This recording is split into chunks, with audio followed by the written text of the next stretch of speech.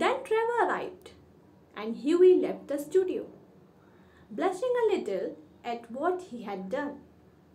He spent the day with Laura, got a little scolding for his generosity, and had to walk home. That night, he strolled into the Palette Club at about 11 o'clock and found Trevor sitting by himself, smoking and drinking. Hard word देख लेते हैं. Scolding means डांटना. Generosity means उदारता. Strolled means टहलना. थोड़ी ही देर बाद Trevor आ जाता है और ह्यूई वहां से चला जाता है. जब वो वहां से जा रहा होता है तो उसके चेहरे पे थोड़ी सी स्माइल होती है, जो भी कुछ उसने किया उसके लिए. वो अपना पूरा दिन लॉरा के साथ बिताता है और उससे डांट भी खाता है जो कुछ भी उसने किया, क्योंकि उसके पास तो पैसे थे नहीं, लेकिन फिर भी उसने वो पैसे भिखारी को दे दिए, तो इसलिए लॉरा ने उसको डांटा भी. उस रात वो टहलता हुआ पैलेट क्लब पहुंचा करीब 11 बजे के करीब, जहां पे उसको ट्रैवल मिला, जो कि वहां पे पहले से ही स्मोक और ड्रिंक कर रहा था. Well, Ellen, did you get the painting finished all right?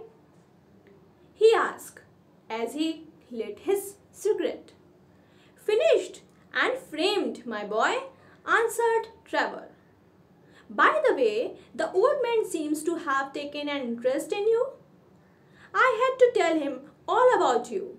Who are you, where you live, what your income is, and what your future will be.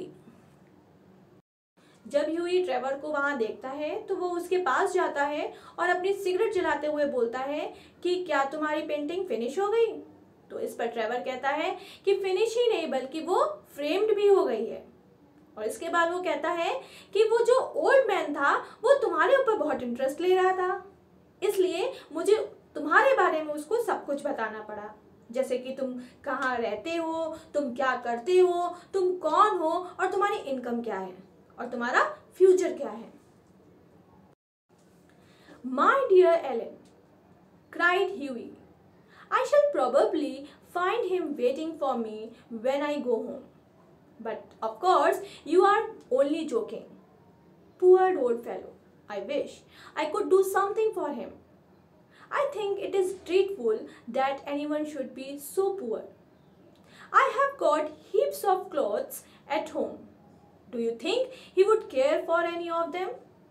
His rich were falling to bit.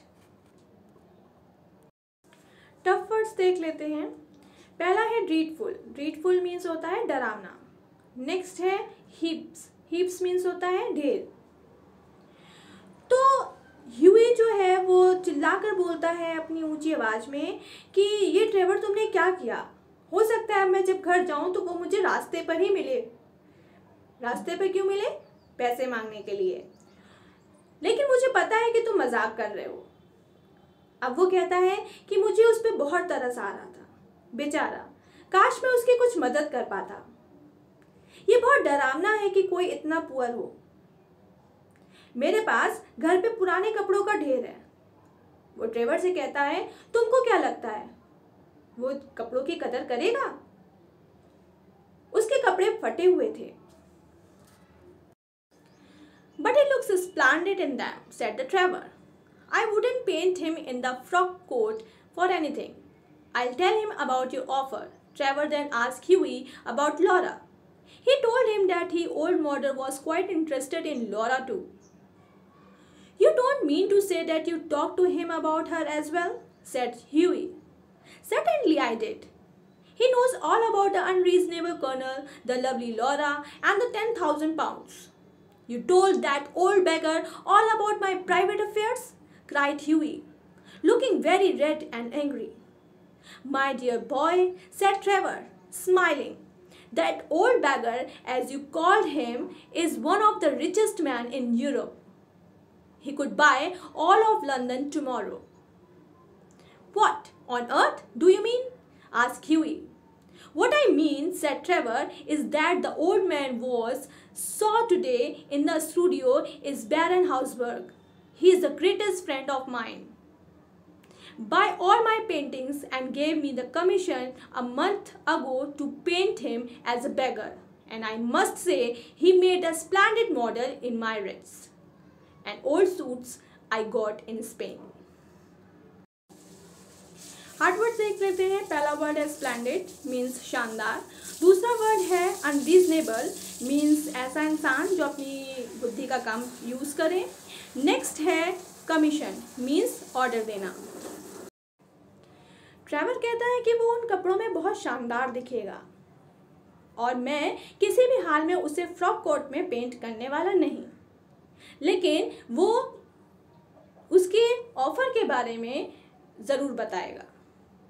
और इसके बाद वो Trevor से Laura के बारे में पूछता है और उसको ये भी बताता है कि वो जो उसका मॉडल था वो भी लॉरा में इंटरेस्ट ले रहा था। जब वो ऐसा बोलता है तो ह्यूई को गुस्सा आता है और पूछता है कि तुमने मेरी लॉरा के बारे में भी उसको बता दिया। तो ट्रेवर हंस के बोलता है, लॉरा क्या, मैंने तुम्हारे अनरीजनेबल कर्नल और उन 10,000 पाउंड्स के बारे में भी उसको बता दिया। इस पर ह्यूई गुस्सा आ जाता है और बोलता है कि तुमने मेरी सारी प्राइवेट बातें उसको बता दी, उस भिखारी को, और वो गुस्से में पागल हो जाता है। फिर ट्रेवर स्माइल करके बोलता है कि जिसे तुम बैगर कह रहे हो वो इस यूरोप का सबसे रिचेस्ट आदमी है और अगर वो चाहे तो कल के कल लंदन खरीद सकता है। जब ट्रेवर ऐसा कहता है तो ह्यूई को अपने कानों पर विश्वास नहीं होता और वो उससे कहता है कि तुम्हारा मतलब इसी दुनिया के लंदन से है। तो ट्रेवर कहता है, मेरा मतलब ये है कि तुम जिस आदमी से आज मेरे स्टूडियो में मिले थे वो था बैरन हॉसबर्ग, जो कि यूरोप का रिचेस्ट पर्सन है और वो मेरा गुड फ्रेंड भी है और हमेशा मेरी पेंटिंग्स खरीदता है। और 1 महीने पहले ही उसने मुझे ऑर्डर दिया था कि मैं उसकी एज अ बैगर पेंटिंग बनाऊं और मैं ये कहूँगा कि मेरे स्पेन से लाए हुए उन चीथड़ों और उन सूट में वो बहुत अच्छा बैगर लग रहा था। बैरन Hausberg, cried Huey. Good heavens, I gave him a Savoyard. I think you should have told me, Ellen, said Huey, and not let me make such a fool of myself. Well, to begin with, Huey, said Trevor, I never thought that you would go around giving any money so recklessly. Besides, when you came in, I didn't know whether Hosbjerg would like his name being mentioned. You know, he wasn't in full dress. What a duffer he must think I am, said Huey. Hard word देख लेते हैं। Recklessly means बेधड़क। तो यहाँ पे जो Huey है वो बहुत ज़्यादा परेशान हो जाता है ये बात सुनकर और बोलता है कि बैरन हॉसबर्ग, उनको मैंने सवेरियन दिए थे, यानी कि पैसे दिए थे। अगर ऐसी बात थी तो वो एलन से कहता है कि तुम्हें मुझे बता देना चाहिए था और मैं इस तरह की गलती ना करता। तो जब वो ऐसा बोलता है तो ट्रेवर कहता है कि मैं तुमको कैसे, मुझे नहीं पता था कि तुम इस तरह से जाकर बेधड़क उसको पैसे दे आओगे, क्या मुझे पता था? और दूसरी बात, जब तुम मेरे स्टूडियो में आए थे तो मुझे नहीं समझ में आ रहा था कि अगर मैं उनके बारे में तुम्हें बताऊंगा तो उनको अच्छा लगेगा, क्योंकि तुम खुद जानते हो कि वो उस समय प्रॉपर ड्रेस में नहीं थे, इसलिए मैंने तुमको उनके बारे में नहीं बताया। हार्ड वर्ड्स देख लेते हैं। चकलिंग मीन्स हंसी को दबाना, ग्रोल्ड मीन्स दबी आवाज में कुछ कहना। तो हमारे इस समय ह्यूई बहुत परेशान है और वो सोच रहे हैं कि बैरन हॉसबर्ग उसके बारे में क्या सोच रहे होंगे। और यहाँ पे जो हमारे ट्रेवर हैं वो हल्की हल्की हंसी में ये बोलते हैं कि मुझे अभी तक तो समझ में नहीं आ रहा था कि वो जो है तुम्हारे ऊपर इतना इंटरेस्ट क्यों ले रहे हैं, लेकिन अब जब तुमने सारी बात मुझे बता दी है तो अब मुझे समझ में आ गया कि वो क्यों तुम्हारे बारे में इतना पूछ रहे थे। खैर छोड़ो, लेकिन जो सवेरियन तुमने उनको दिए थे मुझे लगता है कि वो उनको इन्वेस्ट कर देंगे और उससे जो भी इंटरेस्ट मिलेगा वो 6 महीने में तुमको देते रहेंगे। और सबसे बड़ी बात, जो स्टोरी तुमने उनको सवेरियन देके क्रिएट करी है वो आफ्टर द डिनर अपने फ्रेंड्स को वो सुनाएंगे और ये बात वो सारी मजाक में कहता है। तो इस पर जो ह्यूई है वो ग्रोल्ड करके, मतलब अपनी दबी आवाज में कहते हैं कि मैं शायद बहुत ही अनलकी हूँ और मैं कुछ भी अच्छा नहीं कर सकता सिवाय एक चीज़ के, वो है सोना। और इसलिए अब मैं जा रहा हूँ और मैं तुमसे रिक्वेस्ट करता हूँ कि ये बात प्लीज़ किसी को मत बताना। और वो वहाँ से चला जाता है। लेकिन जब वो वहाँ से जा रहा होता है तो एलन ट्रेवर अपनी हंसी को कंट्रोल नहीं कर पाता और वो ज़ोर ज़ोर से हंसने लगता है। Not at all. He was in a higher spirit after you left, kept chuckling to himself. I couldn't make out why he was so interested to know all about you. But I see it all now. He'll invest your sovereign for you, pay you interest every 6 months, and have a good story to tell all of his friends after dinner. I am most unlucky, growled Huey. The best thing I can do is to go to bed. My dear Ellen, you mustn't tell anyone about this.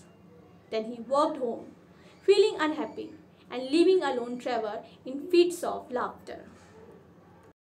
The next morning, as he was having breakfast, a servant brought a card on which was written, Monsignor Gustav Newton, messenger from Baron Horsburgh. I suppose he has come for an apology, said Huey to himself, and told the servant to show the visitor in. An old man with golden spectacles and grey hair came into the room and said, Have I the honor of addressing Monsignor Ericsson? Huey bowed. I have come from Baron Horsburgh, he continued. The Baron? I beg, sir, that you offer him my sincerest apologies. Hard word देख लेते हैं। मसीयर, मसीयर means होता है श्रीमान या English में mister. ये एक फ्रेंच वर्ड है। तो अगले दिन सुबह जो ह्यूई ब्रेकफास्ट कर रहे होते हैं तो सर्वेंट आता है एक कार्ड लेकर जिसमें लिखा होता है मसीयर गस्टॉफ न्यूटन। गस्टॉफ न्यूटन एक नाम है और ये जो है बैरॉन हॉर्सबर्ग के यहाँ से आए हुए होते हैं। तो जब वो ह्यूई उसको कार्ड को पढ़ता है तो उसको लगता है कि वो ज़रूर मुझसे माफ़ीनामा लेने आए होंगे और वो सर्वेंट को बोलता है कि उनको अंदर ले आओ। जब वो अंदर आते हैं तो वो एक ओल्ड जेंटलमैन होते हैं जो कि गोल्डन कलर का स्पेक्टिकल यानी कि चश्मा लगाए होते हैं। उनके बाल भी सफ़ेद होते हैं। जब वो अंदर आते हैं तो वो पूछते हैं कि मैं क्या श्रीमान एरिक्सन से बात कर रहा हूँ। तो हमारे ह्यूई अपना गर्दन झुकाकर बोलते हैं कि जी मैं ही एरिक्सन हूँ। इसके बाद वो उनसे मैसेंजर से बोलते हैं कि मैं बहुत ज़्यादा अपनी गलती के लिए परेशान हूँ और मैं माफ़ी चाहता हूँ और प्लीज़ मेरी माफ़ी जो है आप बैरॉन हॉर्सबर्ग तक पहुँचा दें। जब वो ये बात कह रहा होता है तो वो बहुत ज़्यादा हकला रहा होता है। The Baron, said the old gentleman with a smile, has commissioned me to bring you this letter. And he extended a sealed envelope. On it was written a wedding present to Huey Ericsson and Laura Martin for an old beggar. And there was a check of £10,000 inside the envelope. When they were married, Alan Trevor was the best man, and the Baron made a speech at the wedding breakfast. Millionaire models, remarked Ellen, are rare enough, but model millionaires are rare still. तो जब Huey इतना हकला रहा होता है तो वो जो messenger है स्माइल करने लगता है और अपनी बात रखता है कि मुझे यहाँ पे द बैरॉन ने भेजा है और उन्होंने ये जो एनवेलप है आपको देने के लिए मुझे बोला है। और वो एनवेलप आगे की तरफ बढ़ाता है। उस एनवेलप में लिखा होता है कि बैगर की तरफ से ह्यूई एरिक्सन और लॉरा मार्टिन को मैरिज का गिफ्ट। जब ह्यूई उस एनवेलप को खोलता है तो उसके अंदर £10,000 होते हैं। अब दोनों की शादी होती है और शादी के समय जो एलन ट्रेवर है वहाँ का सबसे बेस्ट मैन होता है और बैरन जो होते हैं वहाँ के ब्रेकफास्ट के समय अपनी स्पीच देते हैं। मिलेनियन मॉडल्स, यहाँ पे कहने का मतलब ये है कि एलन जैसे लोग तो हमें कहीं कहीं मिल भी सकते हैं, लेकिन जो मॉडर्न मिलेनियर है उसके जैसा इंसान मिलना आज भी मुश्किल है। तो यहीं से हम अपनी स्टोरी ख़त्म करते हैं। Thank you. प्लीज़ मेरे वीडियो को लाइक ज़रूर करिएगा और सब्सक्राइब ज़रूर करिएगा।